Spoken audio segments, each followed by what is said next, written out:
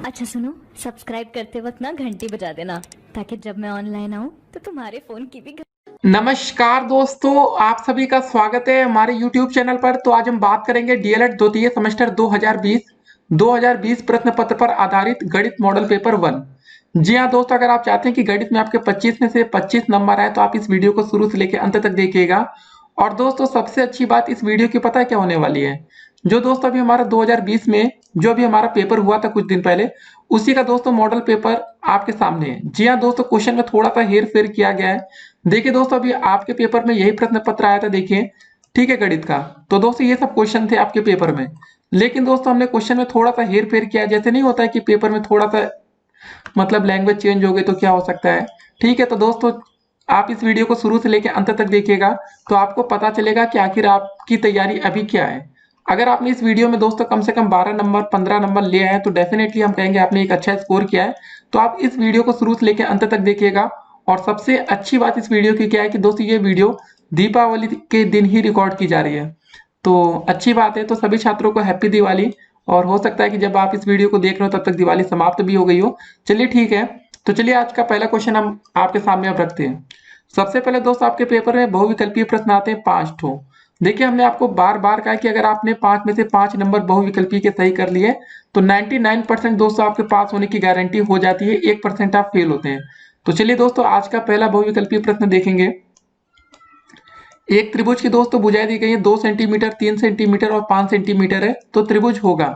तो दोस्तों हमें क्वेश्चन में थोड़ा सा हेर फेर किया, आपको समझ में आ चुका होगा। तो आपके सामने 4 विकल्प हैं: समकोण त्रिभुज, अधिक कोण त्रिभुज, विषम बाहु त्रिभुज या त्रिभुज संभव नहीं है। सोचिए और इसका आंसर करिए। तो दोस्तों देखिए, आप कभी भी ऐसा क्वेश्चन दिखे तो दोस्तों आप जो सबसे एक तो हाईएस्ट वाली है, ये सबसे बड़ी भुजा 5 सेंटीमीटर और 2 लोएस्ट वाली है। अगर दोस्तों 2 और 3 को जोड़ेंगे तो हमारे ये 5 ही बन रहा है। अगर दोस्तों ये 2 और 3 का जोड़ 5 से अधिक होता तो त्रिभुज बन जाता। लेकिन दोस्तों इस कंडीशन में 2 और 3 दोनों 5 के बराबर आ रहा है, तो मतलब ये है कि इसमें त्रिभुज संभव नहीं है। कहने का मतलब दोस्तों ये कि अगर आप 5 सेंटीमीटर की एक भुजा ऐसे आप लंबी वाली खींच देंगे, ठीक है, ए और बी करके, उसके बाद दोस्तों आपके पास 2 और भुजाएं बची हैं, 2 और 3। अब दोस्तों 2 और 3 आप इसी में खींचेंगे तभी तो 5 के बराबर होगा ना। मतलब ऐसे तो है नहीं कि 2 यहाँ खींचेंगे 3 ये, तो ये पॉसिबल नहीं है। अब दोस्तों आपके सामने हमने इससे मिलता जुलता एक और क्वेश्चन रख दिए। अगर दोस्तों अगर आपके पास त्रिभुज की 3 भुजाएं दी गई होती, 3, 4 और 5। अब दोस्तों आपसे पूछा जाता है कि त्रिभुज बनेगा या नहीं। पहले दोस्तों सबसे बड़ी वाली भुजा 5 है, छोटी वाली 3 और 4 जोड़ेंगे 5 से अधिक आ रहा 7 आ रहा, तो मतलब त्रिभुज तो बन जाएगा। अब सवाल उठता है कि कैसा त्रिभुज बनेगा। तो देखिए दोस्तों, अगर हम 3 का स्क्वायर करेंगे प्लस का 4 का स्क्वायर करेंगे बराबर हो जाएगा आपका 5 का स्क्वायर। मतलब क्या हुआ, ये दोस्तों 3 त्रिक का 9, 4 चौके 16, 16 9 होता है 25 बराबर 25। तो दोस्तों आपको याद आ गई पाइथागोरस प्रमेय। जी हाँ दोस्तों, एक 5 सेंटीमीटर की आप ऐसे भुजा खींच सकते 3 और ऐसे 4 मिला देंगे, ठीक है। तो ऐसा कुछ आपके सामने बन जाएगा। लेकिन फिलहाल दोस्तों जो आपका कर्ण होगा ये यहाँ पर होगा 5 सेंटीमीटर, ठीक है। 3 भुजा का दोस्तों आप लंब मान सकते हैं, 4 सेंटीमीटर को आधार मान लेंगे तभी तो दोस्तों बनेगा ना। पाइथागोरस प्रमेय क्या होता है, कर्ण का स्क्वायर बराबर होता है लंब का स्क्वायर प्लस आधार का स्क्वायर। तो ऐसे दोस्तों हमें पता चलेगा कि ये समकोण त्रिभुज है। अगर क्वेश्चन ये होता कि 3 4 5 तो आप इसको ऐसे चेक भी कर सकते हैं। तो फिलहाल दोस्तों इस क्वेश्चन का जो हमारा सही आंसर होगा, जो हमने आपके सामने रखा था 2 और 3 और 5 सेंटीमीटर है, तो त्रिभुज कैसा होगा, तो इसका आंसर होगा त्रिभुज संभव नहीं है। तो चलिए दोस्तों बढ़ते हैं आज के दूसरे प्रश्न की ओर। अगला क्वेश्चन है दोस्तों हमारा कि निम्नलिखित में संख्याओं में से प्राकृतिक संख्या आपको ये बताना था, ठीक है। तो पहला विकल्प 1 होगा, 0 होगा, 1.5 हो गया, √5। सोचिए और इसका आंसर आप करिए। तो जितने बच्चों ने कहा कि पहला विकल्प होगा 1, वो बच्चे बिल्कुल करेक्ट है। देखिए हमारी प्राकृतिक संख्या 1 से शुरू होती है, 1 हो गया, 2 हो गया, 3 4 आगे बढ़ता जाता है, ठीक है। तो एक प्राकृतिक संख्या है, तो इसका सही आंसर होगा पहला विकल्प। अगर 2 लिखा होता तो भी ये प्राकृतिक हो जाता, 3 होता तो भी, ठीक है। अब चलते हैं आज के अगले प्रश्न की तरफ। तीसरा प्रश्न था दोस्तों हमारे क्वेश्चन में कि निम्नलिखित में से कौन सी परिमेय संख्या है। लेकिन आपके पेपर में अपरिमेय संख्या पूछा गया था, या परिमेय संख्या नहीं है, ऐसा क्वेश्चन था। लेकिन दोस्तों हमें इस क्वेश्चन में आज इस समय जो आपके सामने है, इसमें हमें यह बता रहे हैं कि निम्नलिखित में से कौन सी परिमेय संख्या है। परिमेय संख्या का मतलब दोस्तों, परिमेय संख्या वो संख्या होती है जिसको हम P/Q के फॉर्म में लिख सकते हैं। तो देखिए दोस्तों, पहला विकल्प है आपके सामने 22/7। तो मतलब दोस्तों ये आपका P/Q के फॉर्म में है, तो मतलब इसको हम कह सकते हैं कि आपकी ये एक परिमेय संख्या है, ठीक है, पहला विकल्प। अब दोस्तों दूसरा विकल्प था पाई। देखिए हमारा पाई का मान, ठीक है, पाई का मान हमारा 22/7 जरूर होता है, लेकिन दोस्तों अगर पाई लिखा है तो पाई हमारी क्या हो जाएगी, एक, ये हो जाएगी अपरिमेय संख्या। ठीक है ना, ऐसा क्वेश्चन भी आता है पेपर में। तो गाइस ये तो लैपटॉप वाली पेन भी रुक रुक कर चल रही है आपके सामने, हो सकता है। तो ये है दोस्तों, ठीक है। तो परिमेय संख्या दोस्तों कौन सी हो जाएगी, तो हमारा 22/7 इसका सही आंसर होगा, पहला विकल्प। अब बढ़ते हैं आज के अगले प्रश्न की तरफ। चौथा क्वेश्चन दोस्तों सर्वसमिका से रिलेटेड आया था। तो निम्नलिखित में से सर्वसमिका है आपको बताना है। 4 विकल्प आप देख लीजिए और आंसर करिए, फिर उसके बाद दोस्तों हम आपको सही आंसर बताएंगे। तो आपने सोच विचार कर लिया होगा कि इसमें कौन सा सही आंसर होगा। तो जितने बच्चों को लगता है दोस्तों दूसरा विकल्प सही होगा, और जितने बच्चों को लगता है तीसरा सही होगा, जितने बच्चों को लगता है चौथा सही होगा, वो बच्चे यहाँ पर गलत हैं। पहला विकल्प दोस्तों यहाँ पर बिल्कुल करेक्ट आंसर होगा। जैसे देखिए यहाँ पर लिखा है 2x+4, और दोस्तों आगे लिखा है 2 ब्रैकेट के अंदर x+2। जब ये दोस्तों 2 का गुणा अंदर हो जाएगा तो 2x हो जाएगा, प्लस 2 का मतलब आगे ना 2 गुणे 2 हो जाएगा, 2 दूनी 4। तो 2x+4 बराबर 2x+4, ये आपका सही है। तो इसका पहला विकल्प सही होगा, दूसरा तीसरा चौथा गलत है। अब बढ़ते हैं आज के अगले प्रश्न की तरफ। पांचवा क्वेश्चन दोस्तों कुछ ऐसे पेपर में आपको दिखा था कि 3x+2 बराबर 243। तो इसमें थोड़ा क्वेश्चन में चेंजिंग हमने किया है, तो मैं x का मान बताना। विकल्प दोस्तों वही सेम टू सेम आपके सामने हमने रख दिया। बताइए, देखिए दोस्तों पांचवा क्वेश्चन कुछ ऐसा आया था। देखिए बच्चे ने प्रयास भी किया, ठीक है, यहाँ पर कुछ ना कुछ। वैसे आपको बता दें पेपर में लिखना गलत होता है, तो कभी भी बहुविकल्पी क्वेश्चन कम से कम इसको तो पेपर में मत ही लिखिएगा, नहीं तो फिर टीचर की डांट सुननी पड़ सकती है। तो कैसे होगा ऐसा क्वेश्चन, कैसे करते हैं, देखिए दोस्तों जब 243 आगे लिखा है ना तो इसका हम फैक्टर कर लेंगे। 243 का क्या होगा, जो बच्चे बिल्कुल बेसिक से समझना चाहते हैं, 3 से भाग करिए, 3 × 8 = 24, 3 एकम 3। फिर दोस्तों 3 से भाग करिए, 3 दूनी 6, ठीक है, और 3 सत्ते 21। फिर दोस्तों 3 से भाग करिए, 3 9 27, ठीक है। फिर 3 से भाग करिए, 3 त्रिका 9। फिर 3 से भाग करिए, 3 एकम 3। टोटल 3 कितनी बार आ रहा है, 1 2 3 4 5। तो इसको दोस्तों हम लिख सकते हैं 3 की घात 5। जैसे पहले आप लिखेंगे ना 3 कितनी बार आ रहा है, 1 2 3 बार, 4 बार और 5 बार, तो इसको 3 की घात 5 लिख सकते हैं। और दोस्तों में आगे दिया गया था 3x+2, मतलब 3x+2 बराबर 243 को हम लिख सकते हैं 3 की घात 5। अब दोनों घातों को दोस्तों हम क्या करेंगे, कंपेयर कर देंगे। तो हमारा हो जाएगा x+2 बराबर 5 हो जाएगा। तो हमारे यहाँ से x का मान आ जाएगा 5 - 2 या बराबर हो जाएगा 3। तो इसका जो सही आंसर होगा दोस्तों हमारा दूसरा विकल्प सही होगा 3। तो इस क्वेश्चन का ये सही आंसर है। तो ऐसे दोस्तों आपको तैयारी करनी है। देखिए जब तक आप सही तरीके से तैयारी नहीं करेंगे तब तक आपके अच्छे नंबर नहीं आने वाले। मेहनत करेंगे तो डेफिनेटली दोस्तों आप एक अच्छा स्कोर करेंगे। तो देखिए हमने आपके सामने भी 5 बहुविकल्पीय प्रश्न को रखा। अगर आपने 5 में से 5 नंबर सही किया तो दोस्तों ये मान कर चलिए फिर आपको कोई भी परीक्षा में फेल नहीं कर पाएगा। आपका पेपर दोस्तों आपको जैसा कि पता है डेट आ चुकी है परीक्षा की, तैयारी में आप लग चुके हैं। तो गाइस ये है पहले 5 बहुविकल्पीय क्वेश्चन। अब दोस्तों बढ़ेंगे अति लघु उत्तरीय प्रश्नों की तरफ। तो दोस्तों चलिए शुरू करते हैं आज के अति लघु उत्तरीय प्रश्नों को। तो क्वेश्चन नंबर 6 दोस्तों क्या रहा, x² + 5x - 6 को आपको हल करना है, बराबर 0 भी दिया गया है। इसको पहले दोस्तों लिखते हैं अच्छे से, x² + का 5x - का 6 बराबर 0 है। इसको दोस्तों हमें हल करना है। देखिए कभी भी ऐसा क्वेश्चन आपके सामने आए ना तो आपको क्या करना पड़ता है, ये जो 6 लिखा हो यहाँ पर x का अगर 2 3 होता तो ठीक है, कुछ नहीं तो यहाँ पर एक मान लेंगे। तो इसका दोस्तों पहले गुणा करते हैं, 6 × 1 करेंगे तो दोस्तों हमारा आ जाएगा 6। उसके बाद दोस्तों ये जो माइनस का चिन्ह दिखता है ना, इसको रुकिए 1 सेकेंड, ठीक है, इस माइनस के चिन्ह को दोस्तों हमें देखना पड़ता है, ठीक है। तो अगर यहाँ माइनस है तो दोस्तों हमें जो ये बीच में आप देख रहे हैं 5, तो दोस्तों हमें घटाकर 5 लाना पड़ता है। तो मतलब अगर हम 6 का गुणा 1 में करेंगे, 6 कम 6, और 6 में से 1 घटाएंगे तो दोस्तों आ जाएगा हमारा 5।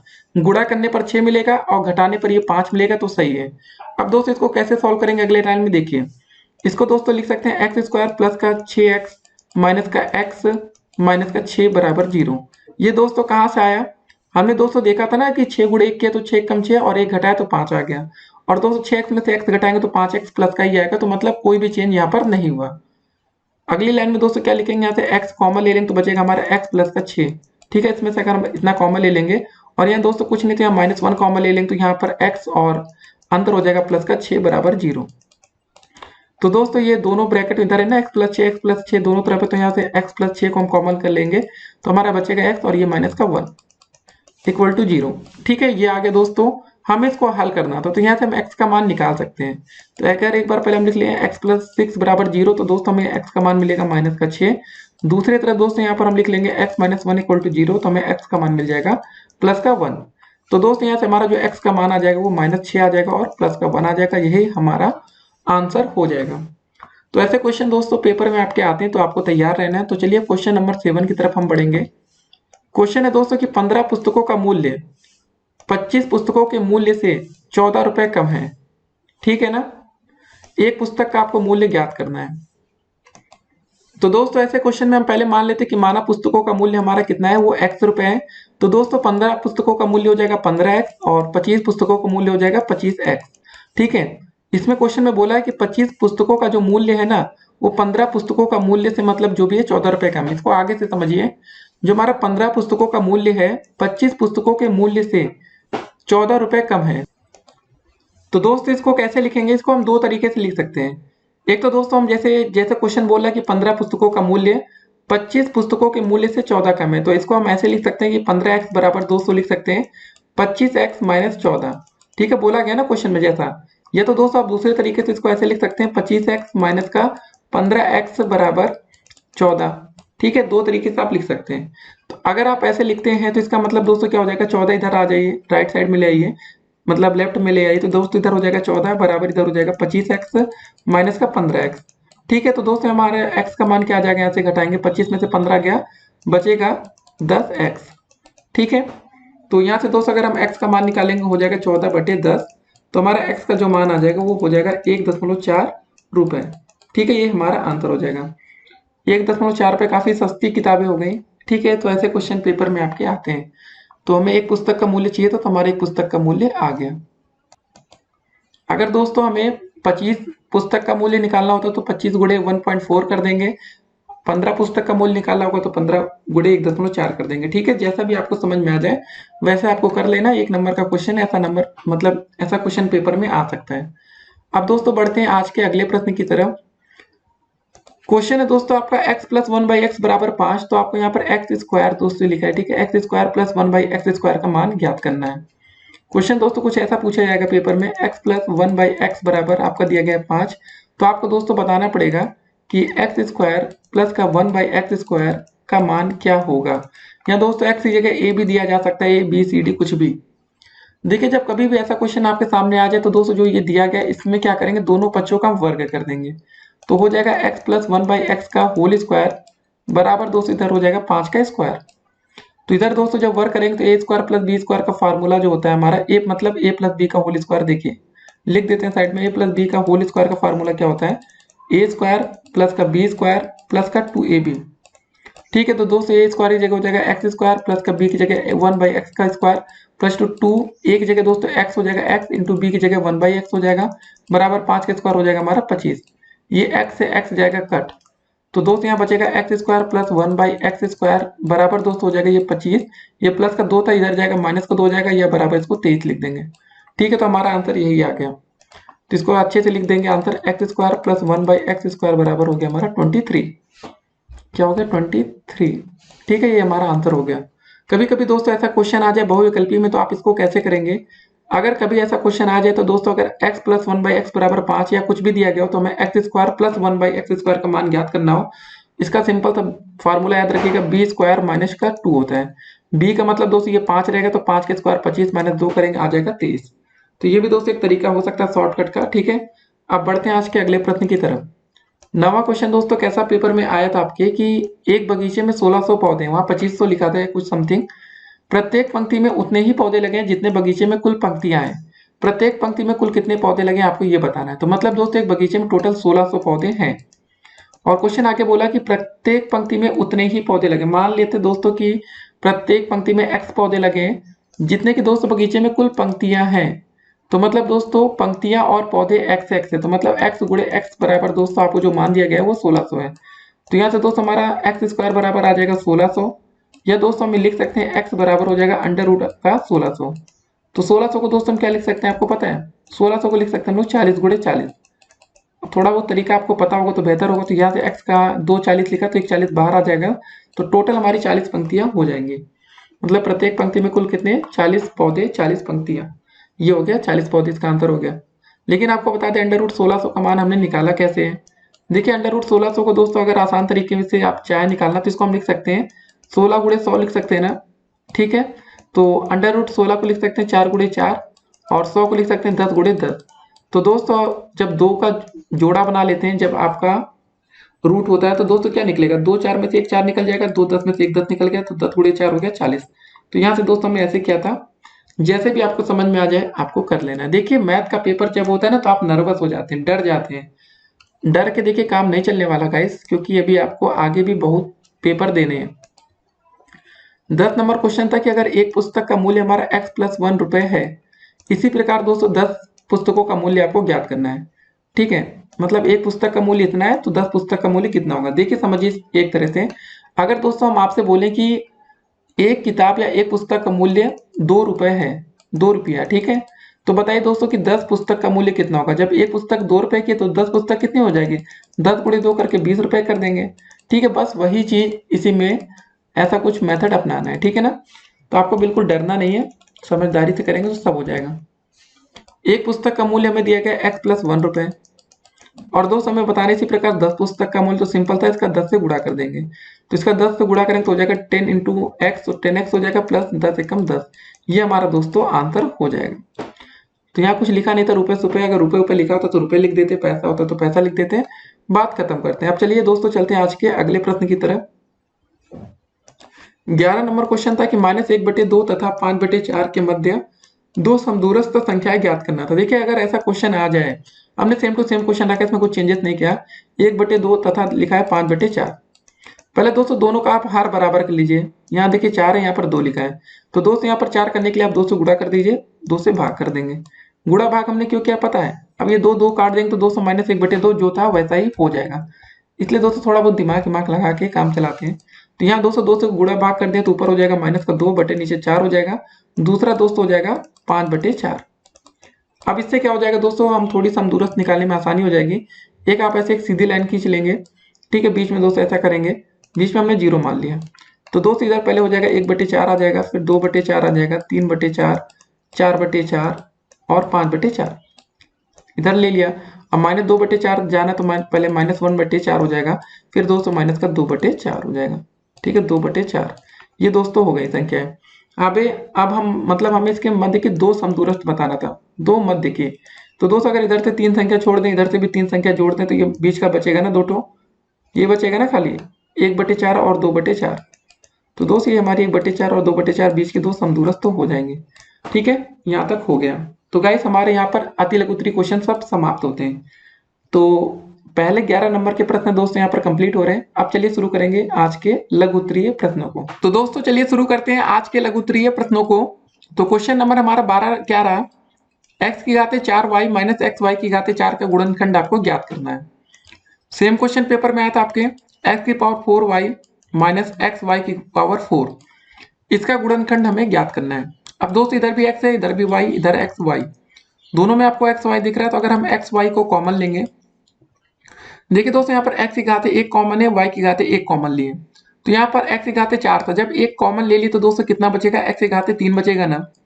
अब दोस्तों यहाँ पर y की घाते सिर्फ 1 ही लिखा था, यहाँ पर x की घाते 1 कर दिए थे, तो y की घाते 1 बाहर आ गया, तो यहाँ पर y खत्म। अब दोस्तों यहाँ पर एक्स वाई फिर से अगर इसमें हम चेक करें कॉमन करना है, x की घाते 1 है तो ये बाहर पहले आ चुका है। y की घाते दोस्तों हमारा जो 1 कॉमन लेंगे, तो यहाँ पर y की घाते जो 4 था, तो यहाँ बचेगा 3। तो यहाँ बच्चे काफी ज्यादा कंफ्यूज होते हैं कि कैसे। देखिए दोस्तों जब हम एक्स वाई का फिर से अंदर गुणा करेंगे, तो जो ऊपर लिखा है ना वही फिर से आ जाएगा। ठीक है, तो यहाँ तक हो गया। तो दोस्तों हमारा एक्स वाई बाहर कॉमन हो गया।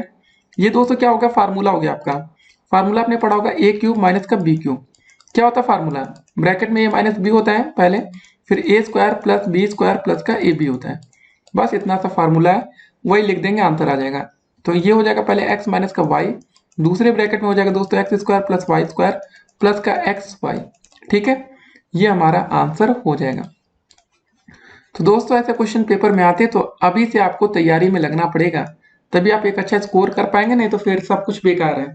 तो 12 नंबर क्वेश्चन हमारा हो चुका है। ठीक है, बढ़ते हैं दोस्तों आज के अगले प्रश्न की तरफ। 13 नंबर क्वेश्चन बहुत ही अच्छा वाला क्वेश्चन है। एक वर्गाकार मैदान की दोस्तों जो भुजा है 30 मीटर लंबी है। ठीक है, थोड़ा सा चेंज किया, आपको समझ में आ रहा होगा। यदि मैदान के अंदर चारों ओर 2 मीटर चौड़ा रास्ता पैदल चलने वालों के लिए छोड़ दिया गया, तो शेष मैदान का हमें क्षेत्रफल ज्ञात करना है। देखिए दोस्तों कभी कभी पेपर में कुछ और तरह से क्वेश्चन आ जाता है, यहाँ पर हमें सिर्फ क्षेत्रफल पूछा गया, लेकिन दोस्तों कभी कभी ये पूछा जाता है कि जो रास्ता छोड़ा गया, मतलब जिसमें आपको मतलब रास्ता बन गया, जो मैदान बचा अगर उसमें हमें घास वास लगवाना है ना, जैसे कभी घास नहीं लगवाते हैं कि कुछ ना कुछ आ जाता है कि 2 रुपए या 5 रुपए प्रति वर्ग मीटर की दर से घास, उसको भी हम आपको इसमें कवर कर देंगे भाई। तो कैसे होगा ये देखते हैं। एक वर्गाकार मैदान की भुजा हमारी 30 मीटर लंबी है, ठीक है ना। एक वर्गाकार मैदान बनाया जाए पहले 30 मीटर वाला, ये दोस्तों ठीक है। ये वर्गाकार दोस्तों हमारा मैदान है। देखिए 30 मीटर दोस्तों इधर भी हो जाएगा, 30 मीटर इधर। देखिए वर्ग का जो होता है ना, हमारा चारों भुजाएं बराबर होती है, तो अच्छी बात यही है। तो दोस्तों चारों तरफ वर्ग है, तो 30-30 मीटर हो गया हमारा, ठीक है। इतना हो गया हमारा। यदि मैदान के अंदर चारों ओर 2 मीटर चौड़ा रास्ता, जी हाँ दोस्तों, इसके अंदर हम रास्ता बनाएंगे ना, 2 मीटर चौड़ा इधर से रहेगा, 2 मीटर चौड़ा इधर भी रहेगा, 2 मीटर इधर भी, 2 मीटर इधर भी चौड़ा रहेगा। तो चलिए दोस्तों एक रास्ता भी हम लोग बना लिया जाए तुरंत ही, ठीक है। तो कुछ ऐसा रास्ता बन गया, ठीक है। ये दोस्तों हमारा रास्ता बन गया जो कि 2 मीटर चौड़ा वाला है, ठीक है। तो इसको आप समझ लेंगे। चलिए एक और अच्छा से बनाते, नहीं तो फिर आपको समझ में नहीं आएगा। थोड़ा अच्छा बन जाएगा तो बढ़िया रहेगा, नहीं तो फिर काम चलेगा ही।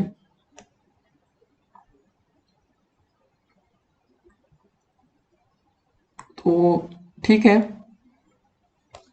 देखिए दोस्तों इसका मतलब फिर से एक बार और ट्राई करते हैं। बन गया तो सही है दोस्तों, वैसे आपको समझाने के लिए सिर्फ बना रहे हैं, ठीक है। ये दोस्तों सही है कुछ, ठीक है, हाँ ये सही है। अब दोस्तों इसका मतलब आपको समझना है। देखिए 2 मीटर इधर भी हमारा है, जो सड़क की जो चौड़ाई है ना, ठीक है। 2 मीटर इधर भी है चौड़ा, 2 मीटर इधर भी है, 2 मीटर दोस्तों इधर भी है, और 2 मीटर इधर भी है। चौड़ा रास्ता हमारा बन गया। ये दोस्तों हम ग्रीन कलर से इसको हाईलाइट कर रहे हैं। ये हमारा क्या है, ये रास्ता बना है मैदान के चारों, ठीक है।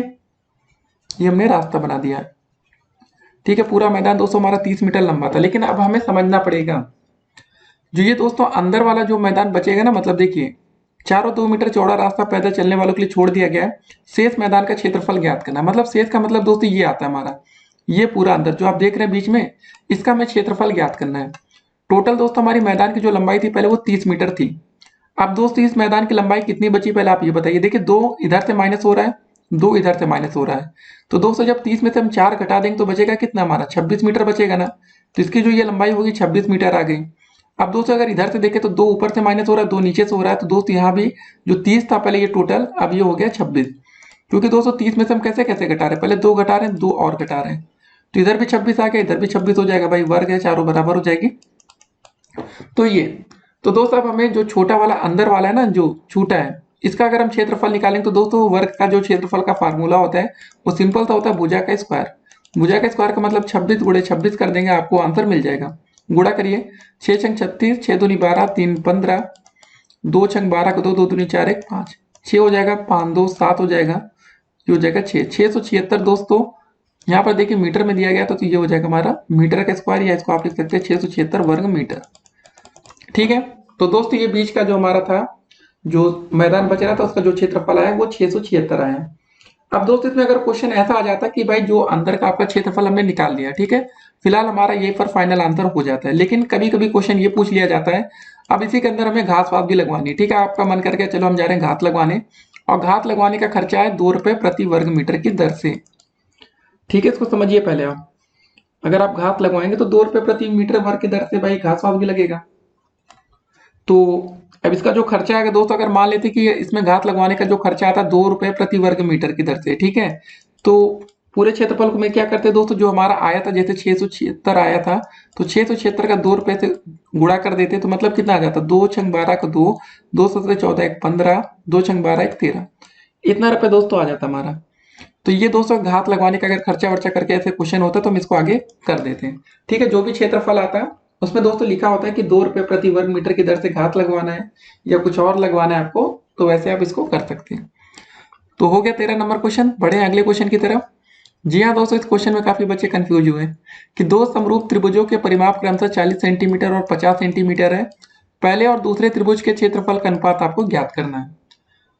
दो समरूप त्रिभुज हैं, ठीक है। चलिए बनाते हैं दो त्रिभुज पहले। एक ये हो गया, और दूसरा समरूप त्रिभुज दोस्तों कुछ ऐसा कर दें, समरूप है खाली, ठीक है। समरूप का मतलब ये नहीं होता कि सबकी भुजाएं बराबर होगी, ऐसा कुछ नहीं है। तो पहले समरूप त्रिभुज को एबीसी के नाम से डिनोट करते हैं, दूसरे को हम पी क्यू आर नाम दे देते हैं। नाम देखिए जरूर दिया करिए, ठीक है ना, नाम होना जरूरी है। दो समरूप त्रिभुजों के परिमाप क्रमशः, देखिए परिमाप क्या होता है आपको पता है।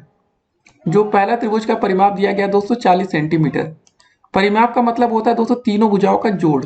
मतलब इसका मतलब ये होता है, अगर इसका हम परिमाप देखें तो इसको हम ऐसे लिख सकते हैं, जैसे ए बी अगर ऐसे हम लिख रहे हैं, प्लस का बी सी प्लस का सी ए। इसका मतलब दोस्तों में ये दिया गया 40 सेंटीमीटर पहला वाला त्रिभुज। दूसरे वाले त्रिभुज का दोस्तों दिया गया 50 सेंटीमीटर। मतलब अगर हम इसको भी ऐसे लिखें, पी क्यू प्लस का क्यू आर प्लस का आर पी, ठीक है। इसका मतलब दोस्तों हमारा 50 सेंटीमीटर। और दोस्तों आपको पता ना समरूप त्रिभुजों का जो अनुपात कैसे निकाला जाता है। जैसे अगर हम ए बी बराबर बात करें तो दोस्त हमारा हो जाएगा ए बी अपान, इधर का ए बी लेंगे तो इधर का दोस्तों लेंगे पी क्यू, दूसरे त्रिभुज का पी क्यू बराबर दोस्तों ये किसके हो जाएगा, ये हो जाएगा दोस्तों हमारा ए सी अपान पी आर, ठीक है। अगर इसका देखें जरा, या दोस्तों हम ऐसे लिखते हैं, जो हम सीरियल से लिख रहे हैं तो इससे अच्छा थोड़ा और थोड़ा चेंज करते हैं, इसको ऐसे लिखा जाए दोस्तों कि सी ए, ठीक है। तो सी ए बराबर दोस्तों हो जाएगा आपका आर पी, सी ए अपान में हो जाएगा आर पी बराबर दोस्तों इसको लिख सकते हैं नीचे B C upon Q R, B C upon Q R, ठीक है। तो ऐसे लिख सकते हैं ना। लेकिन दोस्तों हमें निकालना था दूसरे त्रिभुज के क्षेत्रफल का अनुपात, हमें ज्ञात करना था, जो भी सब कुछ था।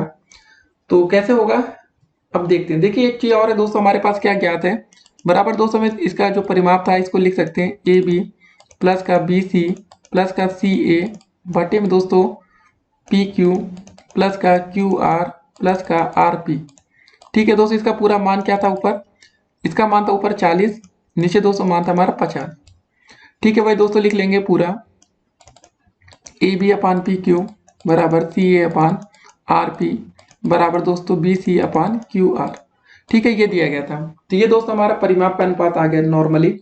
लेकिन दोस्तों हमें ये ज्ञात करना था पहले और दूसरे त्रिभुज के क्षेत्रफल का अनुपात ज्ञात करना है। तो दोस्तों ऐसे में जब क्षेत्रफल हमें निकालना होता तो इसका एक परिमेय होता। तो अगर दो त्रिभुज समरूप है तो जो इसका क्षेत्रफल होगा वो दोस्त इसकी भुजाओं के वर्ग के अनुपात के बराबर होगा, ठीक है। मतलब इसका मतलब ये है। तो दोस्त इसको हम ये निकालेंगे, जो क्षेत्रफल अगर हम मान लेते हैं, देखिए इस पूरे त्रिभुज को हम अगर डिनोट कर दें कि मतलब S1 से इसको पूरा मान, इस त्रिभुज को इसको पूरा S2 मान लें, दोनों त्रिभुज का हमें अनुपात निकालना है। तो ये हो जाएगा दोस्त हमारा S1 अपान S2। तो दोस्त ये हो जाएगा भुजा का स्क्वायर का बटे मतलब पी क्यू, स्क्वायर का अनुपात ऐसे निकाला जाता है। अब दोस्तों A B upon P Q का मान कितना है 40/50, चाहे सी ए अपान आर पी सब बराबर है ना। तो यहाँ पर दोस्तों हो जाएगा हमारा S1 अपान S2 बराबर हो जाएगा 40/50 का स्क्वायर, ठीक है। सॉल्व कर लेंगे हमारा आंसर आ जाएगा।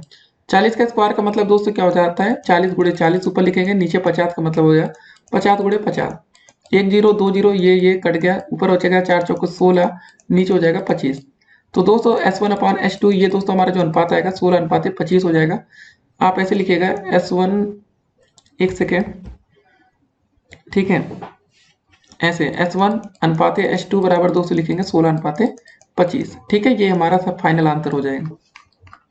क्वेश्चन आसान था दोस्तों, ज्यादा कुछ नहीं, देखिए आप बिल्कुल बेसिक से याद कर लीजिएगा। अगर दो समरूप त्रिभुजों के परिमाप हमें ज्ञात है तो अगर अनुपात ज्ञात करना है क्षेत्रफल में तो दोस्तों दोनों का स्क्वायर करके आप डिवाइड कर दीजिए, मतलब दोनों का स्क्वायर का अनुपात निकालना। जैसे 40/50 का स्क्वायर करके अनुपात निकालेंगे, 0 0 गया, 4 चौके 16 माते 25, ठीक है। ये ऐसे भी ज्ञात कर सकते हैं। बाकी 2 नंबर का क्वेश्चन आएगा तो थोड़ा फिगर बनाकर आपको दिखाना पड़ेगा, ठीक है ना, कि एग्जामिनर को लगेगा कि बच्चों में टैलेंट है। बाकी अगर बहुविकल्पीय का क्वेश्चन होता तो आप डायरेक्ट कर सकते थे। तो 14 नंबर क्वेश्चन हो चुका है, 16:25 हमारा आंसर आ गया। और ऐसे क्वेश्चन दोस्तों आपको आने वाले समय में देखने को मिलेगा, तो तैयार रहिएगा। बढ़ते हैं आज के अगले प्रश्न की तरफ। 15 नंबर क्वेश्चन था कि महत्तम समापवर्तक भाग विधि से आपको ज्ञात करना है। देखिए ये सब क्वेश्चन आसान होते हैं अगर आपके पास प्रैक्टिस है, नहीं तो आप भाग करने में डर जाएंगे, यार इतना बड़ा नंबर दिख रहा है 671 का भाग कैसे करें।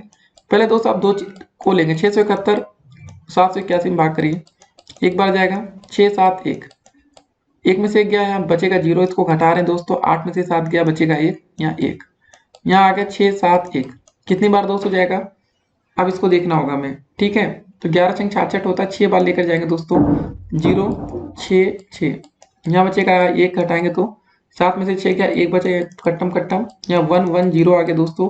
कितनी बार जाएगा, 10 बार पूरा चला जाएगा, भाग खत्म हो गया ये। ठीक है, तो इन दोनों का दोस्तों जो हमारा महत्तम समापवर्तक आ रहा है, खाली इन दोनों का देखें 671 और 781 का, वो हमारा आ रहा है 11।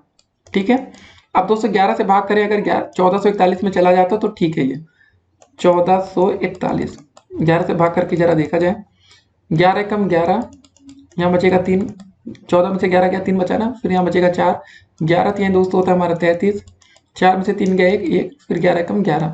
ठीक है, ये पूरा कट गया। तो दोस्तों भाग विधि से हमने इसका जो महत्तम समापवर्तक ज्ञात किया वो कितना आ गया था हमारा, 11। ये हमारा आंसर हो गया।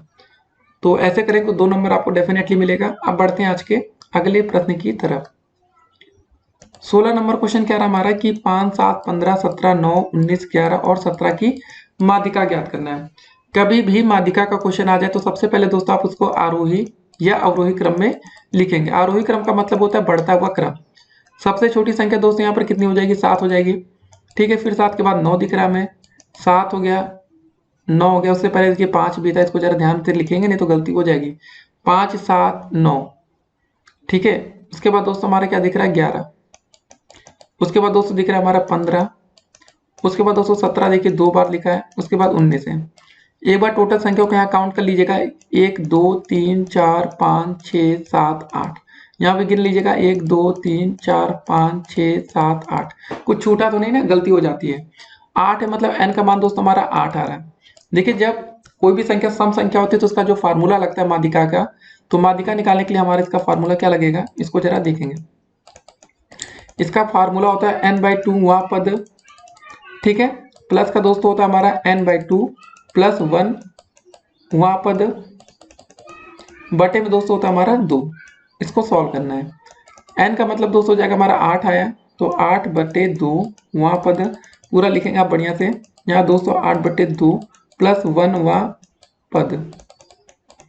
ठीक है, बटे में दोस्तों नीचे कितना आ जाएगा हमारा, 2 आ जाएगा। तो यहाँ हो जाएगा, भाग कर लेंगे 2 चौके 8 आ जाएगा, 4वां पद। ठीक है दोस्तों, यहाँ जब 2 से भाग करेंगे तो कितना आ जाएगा, 2 चौके 8 8। ठीक है, 4 प्लस 1 होता है ना, 2 चौके 8, 4 और 1 जोड़ देंगे तो हो जाएगा हमारा 5वां पद। बटे में दोस्तों हो जाएगा हमारा नीचे 2। तो 4वां पद दोस्तों हमारा कितना, चौथा जरा गिनिए, 1 2 3 4, चौथा ये है, 5वां ये है, तो 11 प्लस 15। ठीक है, तो 11 हो जाएगा। देखिए यहाँ पर लिखा था 5वां पद, तो 5वां हमारा 15 है, बटे 2। भाग करके जरा जोड़िए जरा, 11 15 हो जाएगा हमारा 26, 26/2। तो हमारी जो माध्यिका आएगी भाग करने पर वो आ जाएगी 13। इसका आंसर हो गया हमारा 13। पेपर में दोस्तों वैसे हमारे इस बार विषम संख्या वाला आया था। देखिए विषम संख्या जैसे यहाँ पर 8 आया था ना, सम संख्या n का मान, अगर दोस्तों ये n का मान 7 आया होता तो ये विषम संख्या होती। इसके लिए जो फार्मूला होता है सिंपल सा होता है n+1/2 वहाँ पर। ठीक है, ये बिल्कुल आसान होता है। सम संख्या में ये लगाते, विषम में ये लगाते हैं। तो ये हो गया दोस्तों, हमारा आंसर आ गया 13। तो दोस्तों चलिए चलते हैं आज के अगले प्रश्न की तरफ। अब 16 क्वेश्चन हो चुके हैं, 17 नंबर क्वेश्चन जरा देखा जाए। देखिए क्वेश्चन है कि एक आयत की लंबाई उसकी चौड़ाई से 7 सेंटीमीटर अधिक है। ठीक है ना, आयत की जो लंबाई है उसकी चौड़ाई से 7 सेंटीमीटर अधिक है। तो दोस्तों मान लेते हैं कि माना जो हमारी चौड़ाई होगी वो कितनी हो जाएगी, x मान लेते हैं। तो दोस्तों हमारी लंबाई कितनी हो जाएगी, लंबाई दोस्तों उसकी चौड़ाई से 7 अधिक है, तो मतलब x + 7 हो जाएगी। आगे सेंटीमीटर ऐसे लिखते रहिएगा, नहीं तो फिर एग्जामिनर भाई जानते हैं ना नंबर काटने में आगे होते हैं। उसका परिमाप हमारा 26 सेंटीमीटर है। परिमाप भी दोस्तों हमें ज्ञात है, परिमाप कितना दिया था हमारा 26 सेंटीमीटर। तो जो आयत का परिमाप का फार्मूला होता है क्या होता है बताइए। आयत का परिमाप का जो हमारा फार्मूला होता है वो होता है हमारा 2 ब्रैकेट के अंदर लंबाई प्लस का चौड़ाई। ठीक है, परिमाप की जगह रख देंगे 26 बराबर हो जाएगा 2। लंबाई दोस्तों हमारी x + 7 है, तो x + 7 प्लस का दोस्तों चौड़ाई हमने x माना था, तो ये हो जाएगा। इसको सॉल्व कर लीजिए, आंसर आ जाएगा। ये हो जाएगा 26 बराबर 2, 2 बार x है ना, तो x हो जाएगा 2x प्लस का 7। ठीक है, अब 2 का अंदर जरा गुणा करिए तो 2 × 2, 2 दूनी 4x हो जाएगा, प्लस 7 दूनी 14 बराबर इधर हो जाएगा 26। तो यहाँ से दोस्तों 26 कर दीजिए, 14 इधर आएगा तो माइनस में हो जाएगा बराबर 4x। ठीक है, तो यहाँ से काटेंगे कितना हो जाएगा, देखिए 4 में से मतलब 6 में से 4 क्या बचेगा, 2, 2 में से क्या 1 बराबर हो जाएगा 4x। ठीक है ना, तो यहाँ से दोस्तों हमारा x का मान जो निकालेंगे तो हो जाएगा 12/4। तो हमारा x का मान आ जाएगा 4 × 3 = 12। तो x का मान हमारा कितना आ जाएगा, 3 सेंटीमीटर। तो दोस्तों हमें चौड़ाई पता चल के 3 सेंटीमीटर है, लेकिन हमें बताना क्या था इसकी लंबाई, वो थी यार एग्जामिनर। तो हमने लंबाई को दोस्तों माना था x+3, तो मतलब जो हमारा x का मान आया है वो 3 सेंटीमीटर आया है। ठीक है, तो दोस्त यहाँ पर हम क्या लिख देंगे, 3+7, तो 7 3 2 होता है 10, 10 सेंटीमीटर। देखिए लास्ट में सेंटीमीटर ये सब जो होता है ना इसकी यूनिट, इसको लिखना है हद से ज्यादा जरूरी होता है। अगर इसको लिखना छोड़ दिए ना तो भाई एग्जामिनर आंख बंद करके एक नंबर आधा नंबर काटने का अधिकार प्राप्त कर लेता। तो दोस्तों आपको एक एक नंबर बचाना है। जो बच्चे 25 में 25 नंबर की मेहनत करते हैं उनसे दोस्तों ये सब छोटी छोटी गलतियां होती है, इसलिए वो सोचते हैं यार हमारा नंबर 22 आ रहा है, 23 आ रहा है, क्यों 25 नहीं आया। अब दोस्तों आज का अंतिम क्वेश्चन देखा जाए तो ठीक है, अच्छा क्वेश्चन है और मजा भी आने वाली है इस क्वेश्चन को करके। देखिए क्वेश्चन नंबर 18, निम्नलिखित आंकड़ों से टेली चिन्ह लगाकर संख्याओं की बारंबारता सारणी आपको बनानी है। ठीक है, संख्या दोस्तों एक तरफ लिखेंगे, टेली चिन्ह और बारंबारता, ये सब चीजें ध्यान देना है। तो सबसे पहले दोस्तों हम लोग संख्या लिख लेंगे, संख्या। उसके बाद दोस्तों दूसरा हमारा बनेगा टेली चिन्ह।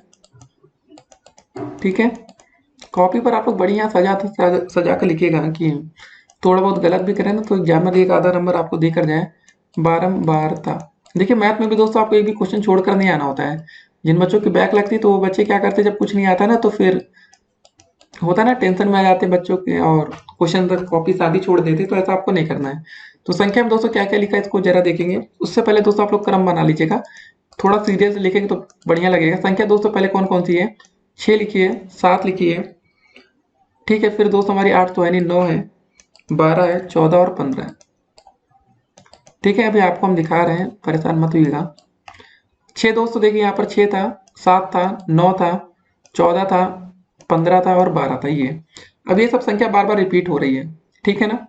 अब बताइए दोस्तों 6 के बारंबार तक मतलब 6 कितनी बार रिपीट हो रहा है इसको जरा हम देखेंगे। पहले दोस्तों 6 यहाँ लिखा है, फिर देखिए जरा आगे 6 कितनी बार दिख रहा है, देखिए देखिए, एक दो बार 6 और ये तीसरी बार। तो दोस्तों जो हमारे 6 टोटल कितनी बार लिखा है, यहाँ पर 3 बार लिखा है, तो इसकी बारंबारता 3 हो गई। अब 7 को जरा देख लेते हैं, एक बार 7 यहाँ लिखा है, ठीक है। उसके बाद दोस्तों आगे चलते जाइए, 7 एक बार यहाँ लिखा है, 2 बार लिखा है ना, तो यहाँ पर दोस्तों 7 के आगे लिख देंगे 2। वैसे दोस्तों 9 को अब जरा देखेंगे हम लोग कितनी बार कहाँ कहाँ लिखा है। यहाँ बिंदी लगा रहे, 9 एक बार लिखा है, 2 बार लिखा है, 3 बार लिखा है, 4 बार लिखा है, ये 5 बार। तो दोस्तों हमारा 9 कितनी बार हो गया, 5 बार हो गया। उसके बाद दोस्तों बारी आती है हमारी 12 की। 12 देखिए कहाँ कहाँ लिखा है,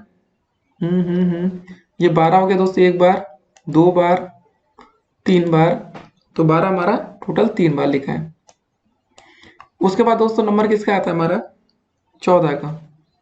तो 14 दोस्तों एक बार ये लिखा है, 2 बार, 3 बार, 4 बार। तो 14 दोस्तों हमारा हो गया टोटल 4 बार। अब 15 को जरा देखेंगे, 15 एक बार ये, 2 बार, 3 बार। तो 15 हमारा दोस्तों टोटल 3 बार लिखा है। ठीक है, इसको जरा ध्यान रखिएगा। अब क्रम देखिए दोस्तों कितनी संख्या टोटल है, ऐसे लिख लीजिए, 1 2 3 4 5 6, 6 तक ही आ रहा है ना ये, तो इतना हो गया हमारा। अब दोस्तों हमें टेली चिन्ह बारंबारता के हिसाब से लगाते हैं। अगर दोस्तों बारंबारता 3 है तो दोस्तों आप टेली चिन्ह कैसे बनाएंगे, 1 2 3, 3 सीधी डंडी खींच दिए, हो गया 3। 2 के लिए दोस्तों 2 बार आप खींच दीजिए, ये टेली चिन्ह बन गया। अब दोस्तों बारी आती है 5 के लिए। 5 के लिए 1 2 3 4 बार खींचेंगे, 5वें में दोस्तों आप ऐसे मिला देंगे, ठीक है ना, ये आपका टेली चिन्ह बन गया। तो 3 के लिए दोस्तों आप लोग 1 2 3 बार सीधे खींच देंगे। 4 के लिए 1 2 3 4 बार खींचेंगे, 3 के लिए 1 2 3। अब दोस्तों बारी आती है कि अगर कभी बारंबारता हमारी 8 हो जाएगी तो हम क्या करेंगे।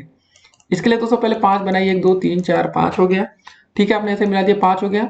फिर 1 2 3, 5 3 8 हो गया ना। तो 5 का जरा ध्यान रखिएगा, 5 को हमें कैसे लिखना होता है, 1 2 3 ऐसे मिला देंगे, ठीक है। तो दोस्तों बस इतना ध्यान रखना है। बाकी कभी कभी दोस्तों इधर भी मिला रहता है, ऐसे भी मिला रहता है, इसको जरा आप ध्यान रखिएगा। ये हो गया हमारा टेली चिन्ह के क्वेश्चन। तो 18 क्वेश्चन दोस्तों आज हमने आपको वीडियो में बताया है। अब आप प्रैक्टिस करके जाइएगा पेपर में। और दोस्तों आपको ये बात भी पता चली होगी कि जो हमने पिछला पेपर अभी कुछ दिन ही पहले दिया है, तो उसमें भी दोस्तों कुछ क्वेश्चन को हो सकता है कि आपने करने में गलतियां की, इसलिए हमने थोड़ा थोड़ा इसको चेंजेस किया, ताकि दोस्तों जो बच्चे रट्टा मार लेते हैं उनसे गलतियां हो। देखिए जब तक आपसे गलतियां नहीं होंगी तब तक आप सुधार नहीं कर पाएंगे। तो गणित में गलतियां होना बहुत ही स्वाभाविक है, लेकिन उसमें सुधार करना ये आपके हाथ में होता है। चलिए हम मिलेंगे एक और वीडियो में, तो आप मौज मस्ती करिए। दीपावली का समय है तो हमने सोचा वीडियो बना दिया आप लोगों के लिए, क्योंकि दीपावली पर पढ़ने के लिए कुछ चाहिए होता है ना, तो इसको पढ़िएगा। बाकी दोस्तों आप लोग और भी पढ़ाई करिए, रिवीजन करिए, मिलेंगे एक और वीडियो में दोस्तों, और इस बार गणित में आपको मतलब अच्छे नंबर लाने। फिर मिलते हैं, स्टे कनेक्टेड।